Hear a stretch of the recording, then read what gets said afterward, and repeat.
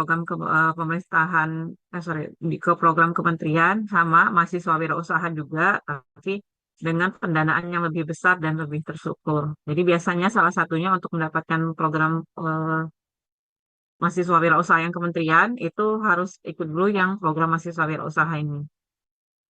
Oke, ini ya kenapa kita perlu belajar entrepreneur, karena sebenarnya entrepreneur itu salah satu pilar untuk mendukung perekonomian suatu negara. Dan kita lihat ternyata apa namanya negara maju itu memang basic entrepreneur-nya tuh cukup tinggi gitu ya.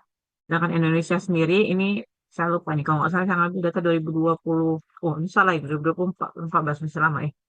Ini sudah lama banget ternyata. Masih rendah gitu ya. Oke, masuk sini aja.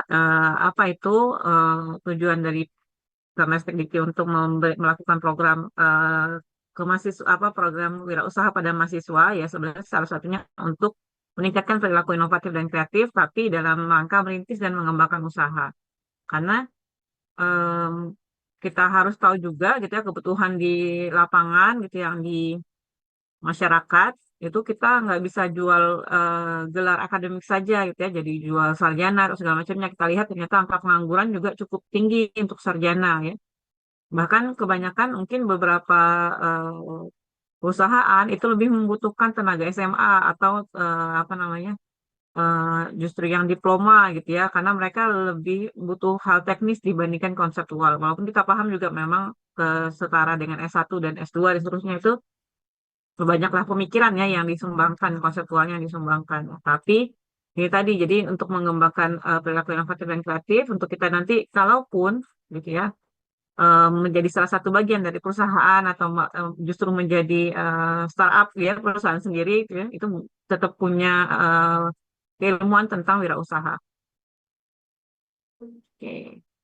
Ini ya urgensinya mungkin bisa dibaca aja. Jadi apa namanya bahwa rasio kewirausahaan Indonesia itu masih rendah di Asia terutama dan kemudian Kemenristek sendiri berkomitmen untuk mendukung penguatan perekonomian dengan mencetak SDM yang punya kemampuan berwirausaha.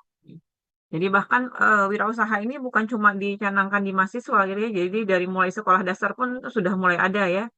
Sudah mulai ada em, kegiatan-kegiatan kegiatan-kegiatan yang berkaitan dengan wirausaha. Walaupun mungkin nggak harus cari untung, tapi belajar berniaga gitu dan terusnya. Jadi soft skillnya berkembang. Kemudian program pengembangan usaha mahasiswa. Nah ini yang merupakan salah satu program dari kementerian. Jadi kalau pengembangan usaha artinya usahanya sudah harus ada dulu kan. Kalau kita tidak punya usahanya gitu ya, tentu kita nggak bisa melanjutkan ke program P2MW. Jadi langkah utamanya adalah mengikuti hibah program apa namanya program mahasiswa wirausaha PMW-nya Unsri. Nah, setelah didanai, usahanya bisa berkembang, apalagi misalnya berjalan dengan lancar, maka kemudian usaha yang sudah berjalan tersebut kita bisa masukkan ke dalam program pengembangan usaha mahasiswa. Itu ya. Jadi ini yang dapat pendanaan dari Kemenristek Dikti nanti. Kemudian ya ini perguruan tinggi sempat mengikuti program Merdeka Belajar Kampus Merdeka. Tujuannya mengembangkan jiwa wirausaha dan memberikan pengetahuan dasar. Jadi makanya nanti di Abias seru banget ya. Karena yang untuk di bajak saya ini di depan saya ini Alia Abias gitu ya. Ternyata nih ngobrol sama siapa dia seru banget ketawanya satu segitunya. Oke. em, Kemudian ini jadi apa namanya bagi mahasiswa berkuliah ini baca aja nggak apa-apa deh ya. Jadi kita bisa tahu konsep-konsep dasar dalam wirausaha. Jadi tahu profit, tahu membuat nanti bisnis model kanvas gitu ya sama Dokter Budi juga tadi sudah belajar ya branding, kemudian membuat laporan keuangan dan seterusnya. Itu sebenarnya salah satu ya salah satu ini ya apa namanya cara kita untuk mengembangkan informasi mengenai wirausaha. Baru nanti kemudian menyusun proposal gitu ya, menghitung profit dan seterusnya. Tapi langkah awal yang kita lakukan di sini di blog Medical Entrepreneur sebenarnya memberikan informasi atau wawasan tentang wirausaha atau tentang entrepreneur itu sedikit, gitu. Terlalu banyak. Kemudian terciptanya unit bisnis baru gitu. Kemudian turut bentuknya lulusan yang mandiri. Kemudian mengembangkan iklim budaya wirausaha dan seterusnya. Kita memberikan feedback terkait kebutuhan dari masyarakat. Jadi bagaimana kemudian kita bisa tahu usaha kita itu eh, apa namanya memberikan solusi atau tidak bagi masyarakat, itu salah satunya kan adalah usaha tersebut berjalan karena memang dibutuhkan oleh masyarakat. Jadi demand atau penawaran dari masyarakat itu atau permintaan dari masyarakat itu cukup tinggi, ya kemudian usaha kita bisa berjalan dengan lancar atau berjalan terus-menerus, artinya memang sudah sesuai apa yang kita tawarkan itu menjawab kebutuhan masyarakat. Tapi kalau ternyata usaha kita itu tidak diminati, gitu ya, atau usaha kita mungkin mangkrak gitu ya, nggak berjalan dengan lancar, itu boleh jadi bahwa apa yang kita tawarkan itu tidak sesuai dengan apa yang dibutuhkan oleh masyarakat. Jadi kemudian ini sebenarnya salah satu pembelajaran yang bisa kita pelajari. Kemudian ya sama kayak kalian misalnya di lingkungan sekitar kalian banyak sekolahan atau kampus gitu ya. Tapi kalian jualannya jualan misalnya steak yang harganya 500.000 ke atas gitu ya. Ya memang sebenarnya ada yang suka, tapi eh, kebutuhan masyarakat di sekitar itu belum sesuai atau tidak sejalan gitu ya. Sehingga kemudian ya usahanya mungkin tidak berjalan dengan optimal. Kemudian terbangunnya relevansi dunia pendidikan dan dunia industri. Oke. Nah, ini sebenarnya langkah-langkah ya, kemudian bagaimana mata kuliah kewirausahaan itu nanti bisa berjalan ke tingkat lebih lanjut. Jadi ini misalnya kita eh, masuk ke yang skema hibah unsri, itu ya, ini kan kurikulumnya yang kita sedang kerjakan sekarang di Blok Pendidikan Entrepreneur. Kemudian nanti diharapkan bisa masuk ke PMW, program mahasiswa wirausaha mahasiswa wirausaha. Kemudian nanti ya ada pembimbingnya harus tersertifikasi boleh sudah ikut pelatihan atau BNSP. Kalau BNSP yang sudah ikut itu ada beberapa, ada saya, ada Dokter Dalila, Dokter Budi, Dokter Ardesi, satu lagi siapa ya saya lupa. PSPD 4 itu rasanya. Kemudian nah, nanti bisa ikut skemanya, skema pemula untuk yang belum pernah mendapatkan hibah sama sekali. Kayaknya kalian ya, kalau belum pernah mendapatkan hibah sama sekali, itu langsung dapat di pemula. Lanjutan dan unggulan itu sudah harus mengikuti hibah pemula dulu. Jadi misalnya tahun kemarin kalian ada yang ikut sama kakak tingkat kalian nih, ikut sorry nih, ikut sama teman kalian misalnya ada yang dari fakultas lain, kemudian kalian jadi anggotanya, artinya kalian sudah dapat skema pemula kan, maka kemudian kalian boleh baru mengajukan ke skema lanjutan. Baru kemudian nanti dihubungkan dengan asosiasi wirausaha, masuk ke Expo, dan kemudian apa namanya, dilanjutkan ke tahap yang lebih lanjut, berkolaborasi dengan dosen, masuk tahap inkubator, nanti baru kemudian mengajukan startup ke ini, ke kementerian. Ini biasa kalau udah startup sudah gabungan sama sama apa penelitian dosen. Jadi biasanya ada penelitian riset tertentu. Ini ada dari pertanian yang teman dari UNSA yang sudah pernah dapat ini. Jadi penelitiannya penelitian dosen mereka, Prof. Budi Santoso Pertanian ya, bukan Budi Santoso F, Prof. Budi Santoso Pertanian tentang kopi dari sorry daun kopi ya. Jadi minuman tapi dari daun kopi bukan dari kopinya. Dan kemudian ada beberapa keunggulan-keunggulan dan ini kemudian yang dijadikan startup. Kategori usahanya bisa apa aja gitu ya. Jadi ini kalau kadang-kadang kita kepikirannya makanan dan minuman saja gitu ya yang banyak. Padahal sebenarnya kalau kalian mau dapatkan hibah, jadi kontennya hibah itu adalah bersaing. Jadi bukan cuma mau memajukan apa yang kita suka, tapi konsepnya bersaing. Jadi kalau bersaing, carilah peluang kemungkinan menangnya besar.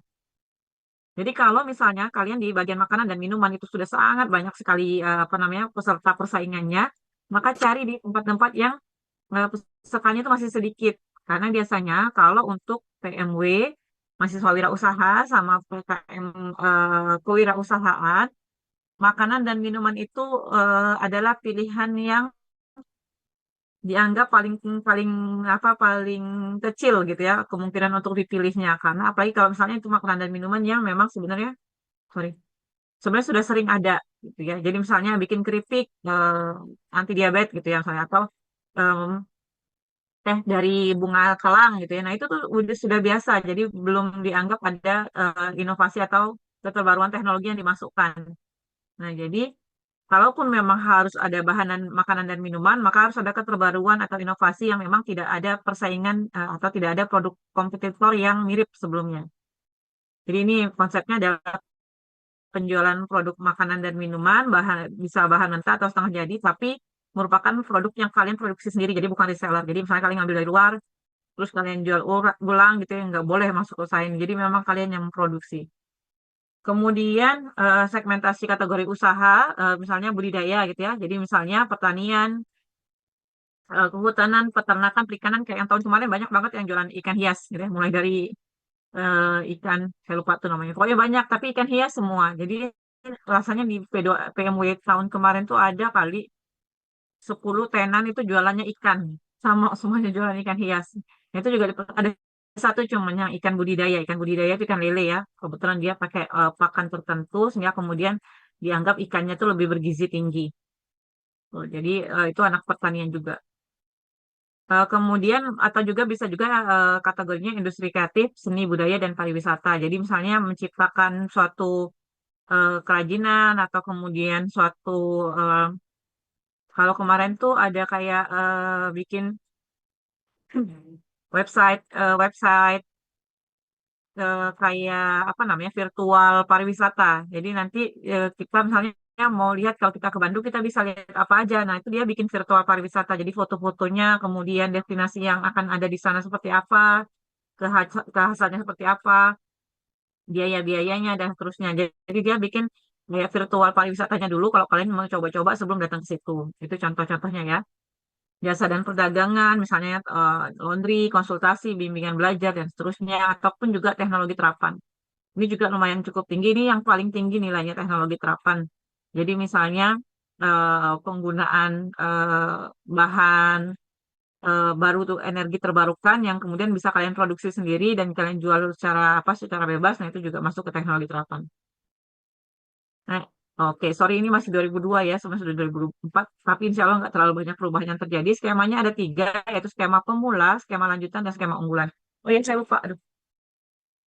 Untuk PMW ini sendiri, kalau kalian sudah punya usaha, itu boleh langsung mengajukan. Jadi misalnya, eh, kayak kakak tingkat kalian kemarin ada yang sudah punya usaha penjualan makanan memang ya, dan belum pernah mendapatkan dana hibah atau pendanaan bantuan, maka itu boleh mengajukan di skema pemula. Jadi nggak harus memang benar-benar mulai dari nol.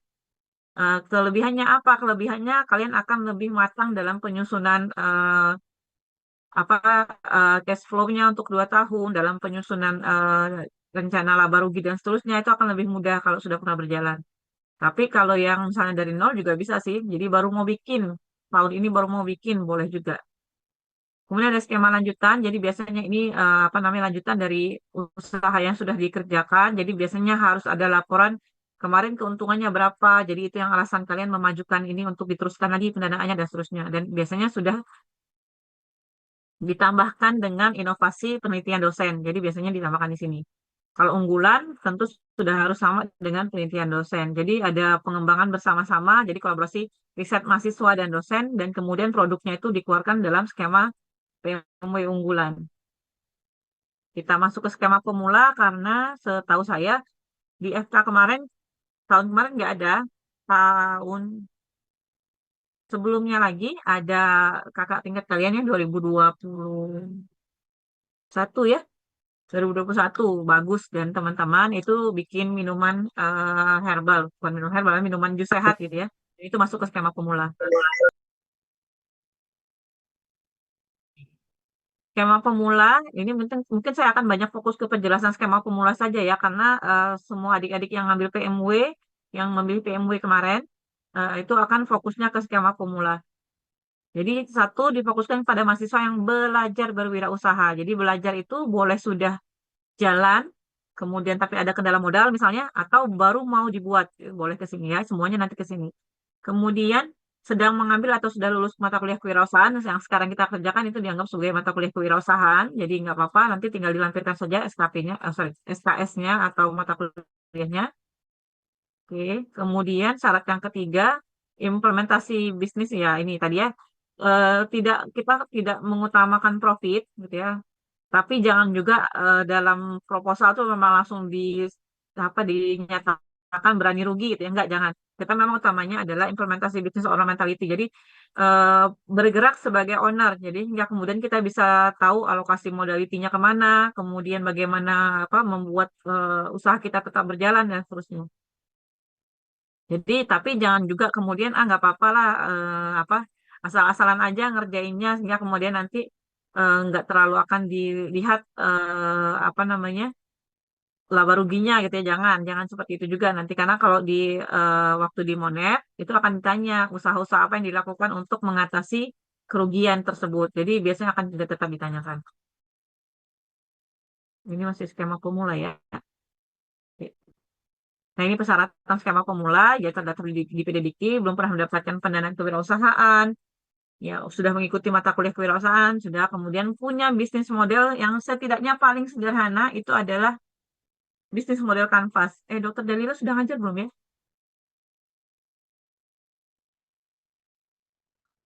Sudah ya. Nah, bisnis model kanvas itu paling sederhana. Jadi kalian cuma ngisi, oh nanti kalaupun akan bekerja sama supplier, suppliernya siapa ditulis gitu. Kemudian target market kita siapa. Karena itu akan membuat kita jadi lebih jelas eh, mengevaluasi apakah produk kita ini sudah tepat sasaran atau belum. Kemudian nanti ada poster, ada laporan kegiatan, jumlah timnya 4 sampai 5. Kemudian punya pembimbing PMW, pembimbing PMW ini kalaupun yang harus bersertifikasi BNSP ada 4 kalau di kita, Dokter Budi, Dokter Ardesi, Dokter Dalila, sama saya. Kemudian ketuanya ya Rekne BNI ini ya, Bapak. Terus ini sekali dapat aja ya, PKM plus skema lanjutan. Jadi ini menitik beratkan pada business owner mentality sama produk kreatif dan inovatif. Jadi memang produknya harus berbeda dibandingkan dengan kompetitor yang ada. Khas sekali berbedanya ya kalau bisa dan kemudian lebih menonjol biasanya itulah nanti sebenarnya dari awal sudah disebutkan kalau produk kalian nanti ada logo unsrinya harus ada kekhasan dari Sumselnya atau dan seterusnya. Jadi memang apa namanya ada inovasinya.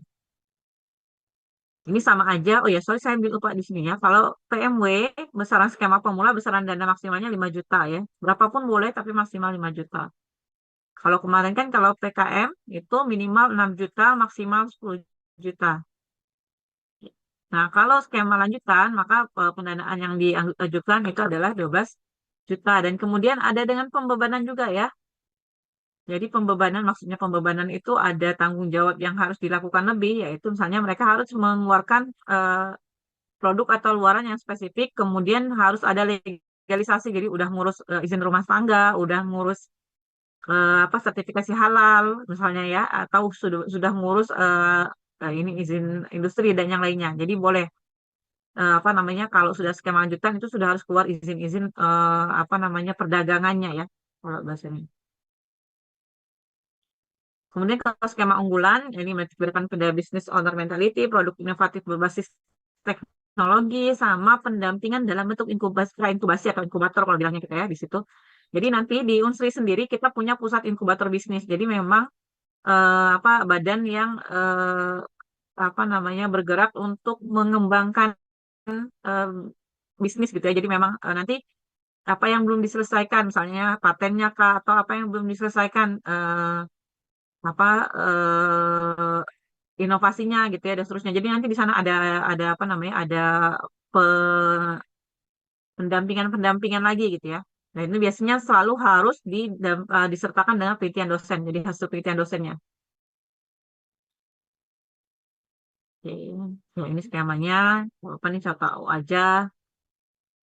Ya, ini tadi kalau skema unggulan, maka mereka harus bersedia di inkubasi di pusat inkubator bisnis. Kemudian besaran dananya 35 juta per tahun. Oke, nah outputnya nanti ya harus ada BPOM. BPOM kita tahu lama ngurusnya ya. Sebenarnya halal MUI, ini juga lama, tapi biasanya itu kalau misalnya sudah diurus waktu lagi skema pemula atau skema lanjutan, makanya biasanya di skema unggulan dia akan ngurus lagi yang kayak gini. Oke, ini seleksi proposalnya nanti syarat-syaratnya ini seperti ini bahwa nanti apa punya 6 poin utama pembahasan tujuan mulia dari usahanya itu untuk apa.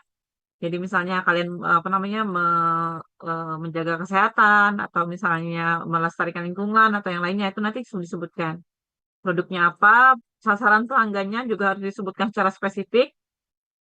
Jadi misalnya untuk kalangan usia yang berapa gitu ya, laki-laki atau perempuan, kemudian untuk yang penggunaannya dispesifikkan untuk yang misalnya hobi-hobi apa dan seterusnya gitu. Dan kemudian kita punya gambaran. Oh, di masyarakat kita ini ada sekitar sekian angka orang-orang yang menjadi target potensial, pelanggan potensial kita. Nah, itu juga lebih baik lagi. Kemudian bagaimana strategi pemasaran, online offline-nya bagaimana, kemudian juga ada kalau reseller, kita buka reseller bagaimana cara kerjanya, serta laporan keuangan. Ini juga sebenarnya sudah diajarkan tadi ya, laporan keuangan. Ini halaman sampul, ini format penulisan, apa namanya, kalau PKM itu 10 halaman, maka PMW 15 halaman, tapi 15 halamannya spasinya 1,5 itu ya. Kalau PKM kan sebenarnya 10 halaman, tapi dia 1,15 dan seterusnya. Ini baca aja dan seterusnya. Oke, mungkin yang PMW itu segitu dulu. Jadi nanti saya lupa kemarin ada berapa yang PKM, PMW. Lupa ada 30-an kalau nggak salah kemarin ini lupa. Tapi belum saya sempat buka lagi yang dari Iqdal. Oke, Em, ada yang mau ditanyakan dulu dari PMW. Jadi poinnya apa dok beda PKMK sama PMW? Jadi kalau satu yang paling mendasar adalah besaran dana. Jadi untuk program mahasiswa wirausaha yang apa yang mengajukan untuk dana hibah Unsri, jadi Unsri ya, enaknya apa? Nanti kita nih, sorry, kita balik dulu ke awal. PMW sama PKM bedanya apa? Satu dari penyedia dananya. Kalau PMW penyedia dananya adalah Universitas Sriwijaya, tapi kalau PKMK penyedia dananya adalah Kementerian Pendidikan. Kemudian yang kedua, apalagi bedanya besaran dana. PMW besaran dananya 5 juta, tapi kalau PKM kewirausahaan besaran dananya minimal 6 juta, maksimal 10 juta, boleh ditambah dengan, bukan boleh, wajib ditambah dengan dana pendampingan dari universitas maksimal 2 juta. Jadi paling besar kalau PKMK itu bisa sampai 12 juta. Ya. Kemudian apalagi? Oh, Monefnya nanti ya. Kalau Monefnya karena Unsri ya cuma di Unsri gitu ya di Palembang, sorry di Palembang atau Indralaya.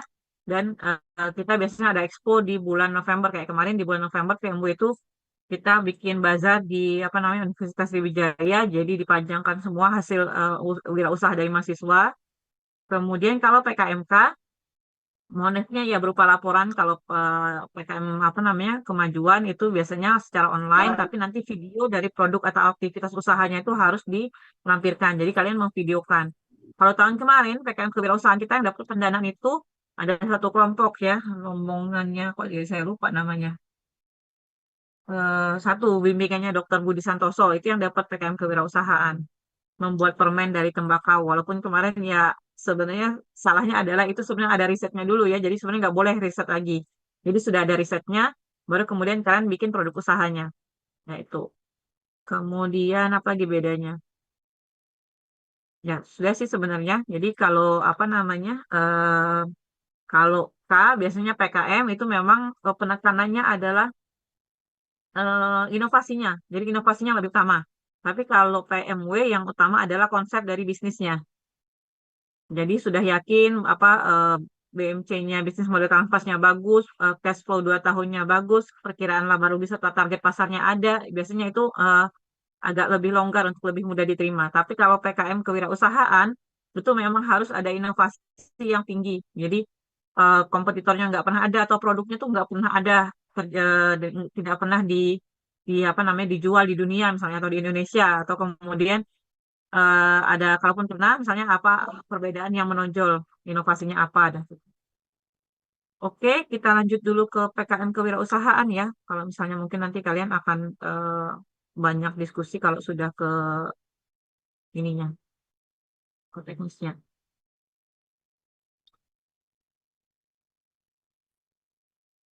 ini banyak menghilang nih sudah tinggal background semua jangan tidur ya kurangin tidur waktu asa nanti sakit oke kita ke PKM kewirausahaan. Ini mohon diperhatikan karena kemarinnya ini yang peminatnya paling banyak. Jadi yang seperti saya bilang, saya hanya akan menjelaskan teknis di IT-IT yang terkait sama program kreativitas mahasiswanya langsung. Jadi topiknya memang PKM. Nah, itu artinya akan dijelaskan teknisnya. Tapi kalau yang lain memang konsep-konsep aja. Oke, ini sekali lihat aja. Kemarin kan sudah ya, kompetitif. Oke, nah PKM kewirausahaan. Tujuannya menciptakan aktivitas usaha yang menjadi senternya atau pelaku utamanya adalah mahasiswa. Jadi memang mahasiswa yang menjalankan usaha. Jadi bukan reseller, bukan em, membantu orang lain yang punya usaha. Jadi kalau kita kan PKM penerapan iptek ya.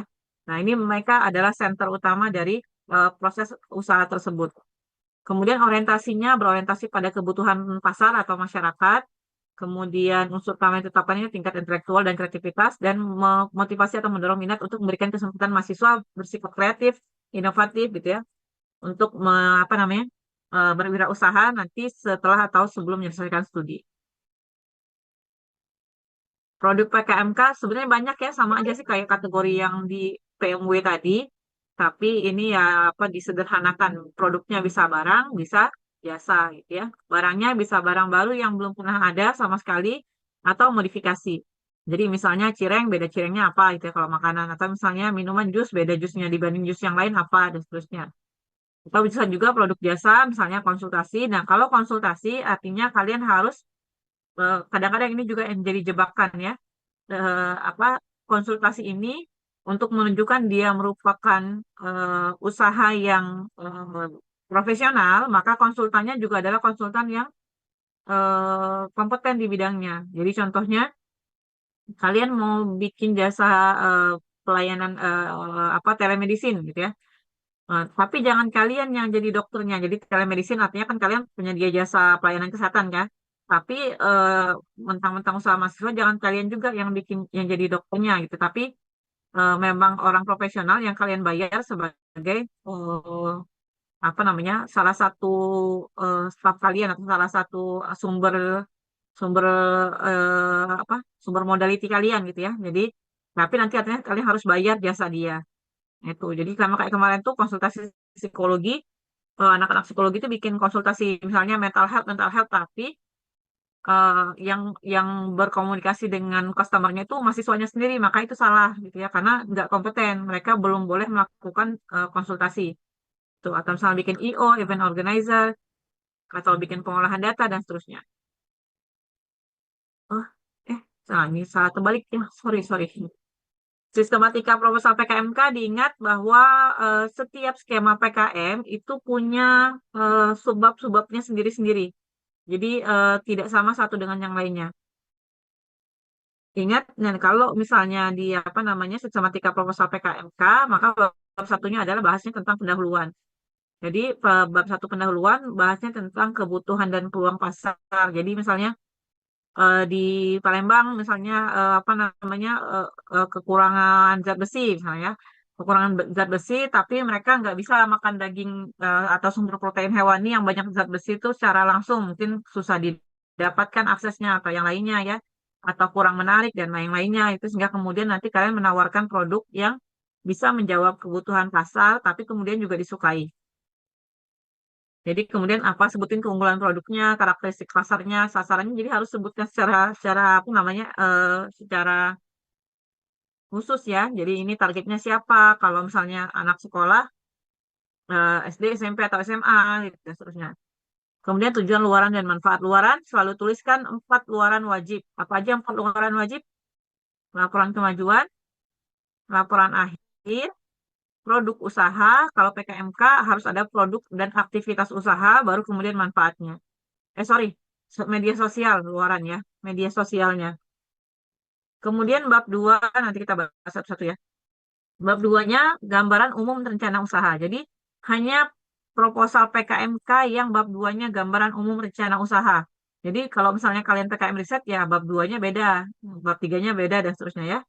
Bab 3-nya tentang, nah ini yang kemudian nanti di gambaran umum rencana usaha kalian akan menggambarkan bagaimana potensi sumber daya. Jadi baik itu sumber daya manusianya, kalau kemudian misalnya modal produksi dan seterusnya, dan semuanya ada di sana, di sini ya di bab 2. Kelayakan usahanya, analisis keuangannya ya, cash flow-nya minimal 2 tahun. Jadi memang kalau untuk PKMK, walaupun pengerjaannya cuma 5 bulan, kalian harus membuat cash flow minimal 2 tahun. Ya. Kemudian metode pelaksanaannya, bab 3 metode pelaksanaan, bagaimana tahap pekerjaan untuk mencapai tujuan program. Jadi mulai dari bahan mentahnya diambil, bagaimana pengolahannya. Tapi kalau misalnya akan terlalu panjang, disingkatkan aja, karena kita kan membatasi cuma 10 halaman ya. Jadi dipersingkat dan kemudian cara pengemasan dan pembuatan. Jadi biasanya boleh juga mencantumkan logo dari produk yang akan kalian jual kalau ada logonya. Kemudian bab 4 biaya dan jadwal kegiatan yang anggaran biaya mengikuti RAB-nya, sorry, mengikuti panduan. Ada yang sudah baca buku panduan dan sudah ngerjain? Oke, bentar ya.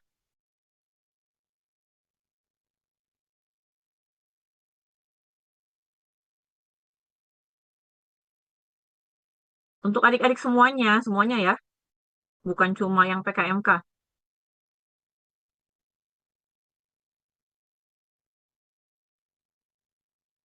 Nah, khawatir nanti apa dosen-dosen yang lain itu lupa menjelaskan.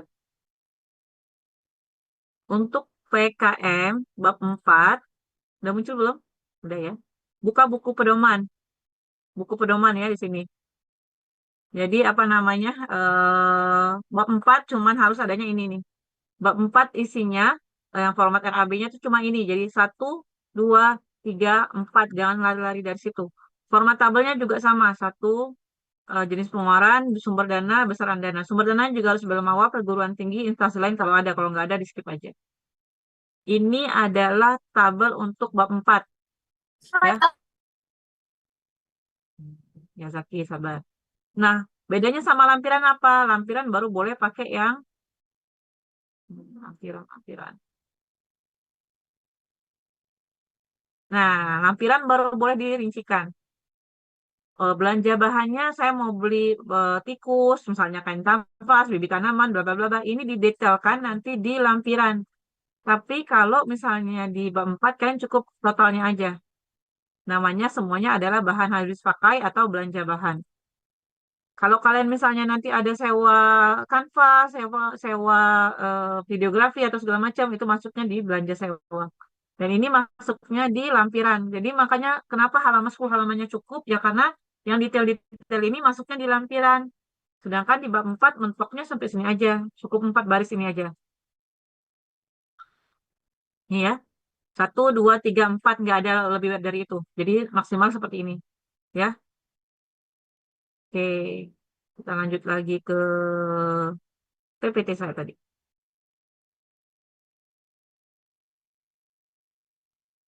Oke, nah lampiran nanti seperti itu juga. Lampiran pertama biodata ketua, lampiran kedua justifikasi anggaran yang saya sebutkan tadi yang panjang detail, lampiran ketiga susunan organisasi, lampiran keempat surat pernyataan ketua pelaksana. Daftar pustaka jangan lupa disusun berdasarkan sistem nama, tanggal hafal, dan kemudian spasinya cuma satu. Oh ya, daftar pustaka tolong buka lagi buku pedoman ya. Jadi dia pakai nama belakang di awal, nama pertama itu cuma singkatan. Jadi K titik dan kemudian diuraikan semuanya. Jadi bukan cuma eh, satu atau tiga nama pertama, terus yang selesai selanjutnya et al. Kadang-kadang kan kita kalau kita pakai Mendeley kan dibikin et al ya. Nah itu jangan. Jadi uraikan semua nama penulisnya secara detail. Nanti silakan buka buku pedoman ya, ikutin cara penulisan. Daftar pustaka. Nah, poin penting untuk PKM kewirausahaan adalah kreativitas bahwa memang produk yang disediakan atau dibuat itu sesuai dengan kebutuhan pasar. Itulah kenapa di bab 1 kita memang harus menggambarkan secara detail.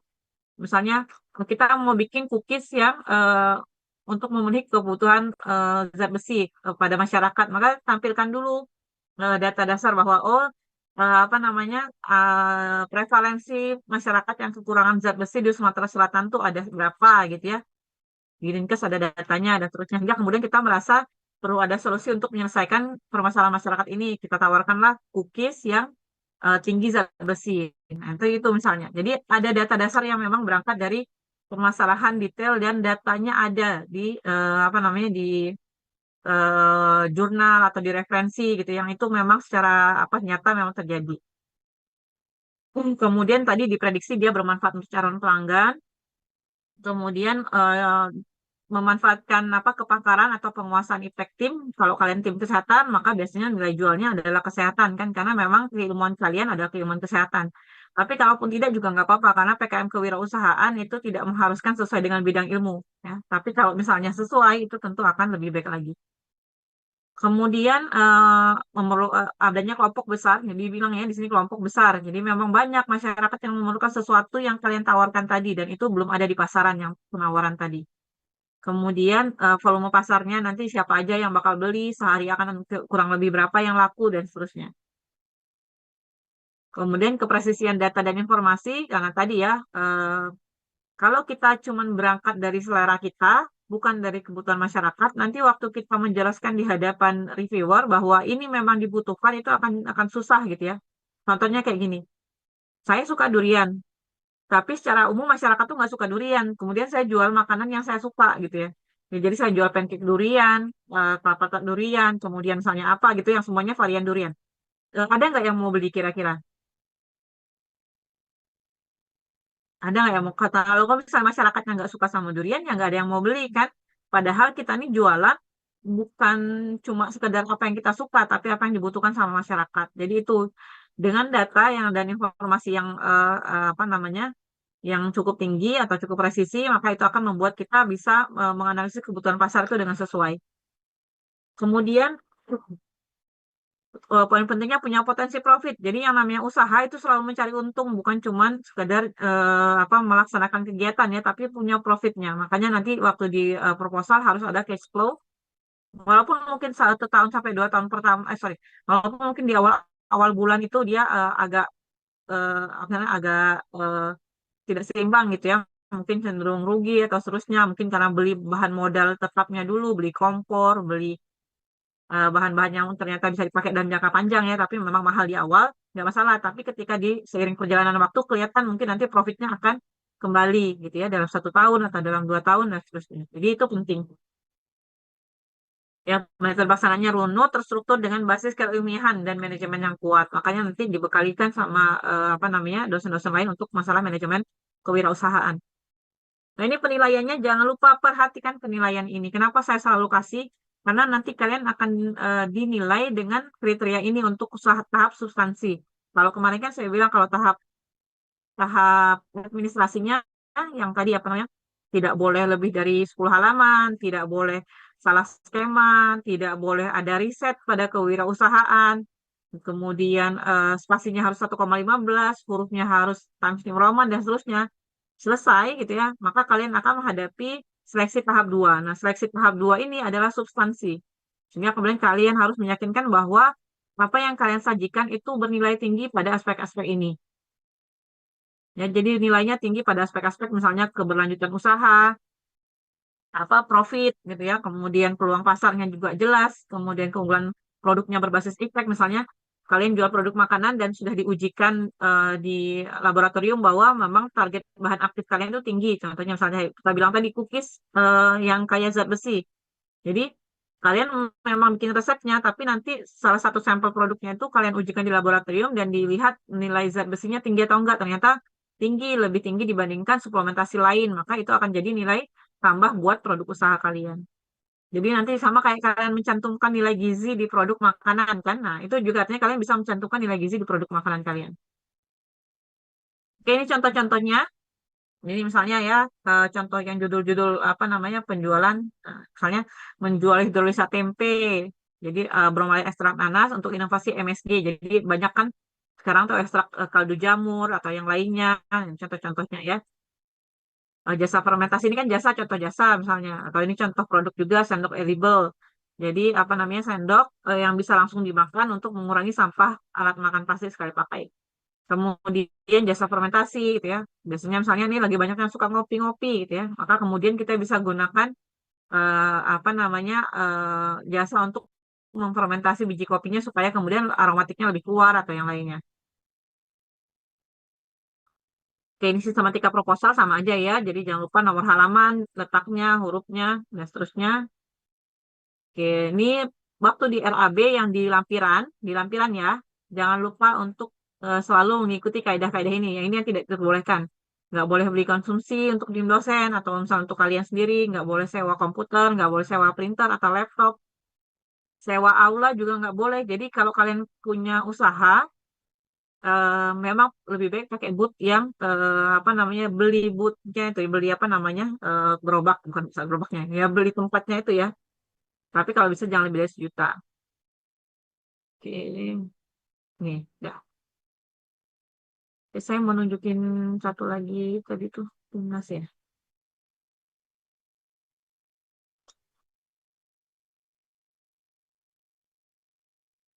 Oh, di sini.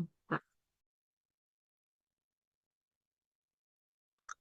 ini mungkin yang adik-adik dari PKM yang memilih PKM kewirausahaan kemarin mungkin bisa melihat ini contoh-contohnya, ini contoh peserta PIMNAS gitu ya, yang kemarin lolos ke PIMNAS. Kakak tingkat kalian kemarin saya pikir itu bagus sekali, cuma mungkin belum kurang di pembuktian ya bahwa memang produk mereka itu nikotinnya cukup aman untuk dikonsumsi. Kan kemarin pas kakak tingkat kalian itu lucu. Waktu awal coba mereka pun makan permen itu malah mual-mual gitu ya, karena memang bukan perokok. Jadi mungkin agak ini ya, bikin permen dari tembakau. Ini misalnya contohnya ini inovatif efisien instan semen, jadi bikin semen instan dari limbah cangkang kerang. Tapi ini dijual, jadi walaupun dia judulnya inovasi-inovasi, tapi dia dijual ya. Karena ini kewirausahaan semua. Kemudian saya bikin permainan gitu ya, bikin dalang board ini untuk permainan edukatif dan meningkatkan kepedulian lingkungan. Mungkin awalnya berangkat dari PKM pengabdian masyarakat, tapi kemudian ketika mereka bikin sendiri boardnya supaya bisa dijual secara bebas, itu jadinya ke PKM kewirausahaan. Kemudian ini Makanja, jadi bikin apa pakan untuk apa ayam pedaging misalnya. Kemudian ini, jadi boleh dibaca aja bahwa apa namanya banyak inovasi yang bisa kita lakukan dengan eh, menjual apa namanya hal-hal yang kita tahu gitu ya. Kemarin apa jadi ya? Loh, lihat ya, hampir semuanya tuh jarang jualan makanan. Jadi jualannya biasanya jual jasa atau jual produk teknologi. Jadi jarang atau produk digital. Jadi jarang yang memang jual atau punya produk kosmetik nih. G-Patch, self treatment mengatasi jerat berbahan ekstrak bawang putih. Jadi mungkin dulu awalnya berangkatnya dari riset PKM riset yang tentang efektivitas ekstrak bawang putih dalam dalam menghambat bakteri misalnya Propionibacterium acne misalnya ya. Tapi kemudian sekarang waktu dimajukan ke tahap selanjutnya itu dalam bentuk produk siap pakai atau produk yang bisa digunakan untuk patch acne gitu ya. Ini juga bisa. Jadi adik-adik mungkin yang sudah pernah ikut sama riset kakak tingkat, kemudian apa namanya mau mengembangkan hasil risetnya itu ke dalam produk usaha gitu ya, itu juga bisa digunakan. Spray ini apa produk spray inovasi untuk gangguan kecemasan. Jadi lihat ya, hampir jarang menggunakan produk makanan. Nanti boleh dilihat aja, nanti saya kirimkan. Oke, itu mudah-mudahan nanti itu bisa sedikit banyak menjawab apa namanya, ya, apa namanya menjawab kebutuhan kalian tentang apa namanya riset PKMK, sorry, tentang PKMK ataupun PKM PMW, sorry bukan PKM PMW. Dan karena tadi peminatnya cukup banyak, jadi biasanya nggak apa-apa masukin aja dulu. Ini saya kirim yang Pimnas ya. Pimnas PKMK udah banyak kemarin sudah ya. Nah, biasanya saya bilang gini ke adik-adik, masukin dulu seoptimal mungkin di PKM, karena biasanya PKM itu kan penerimanya tuh di awal tahun. Di bulan Januari atau Februari, pengumumannya memang di bulan Maret atau April.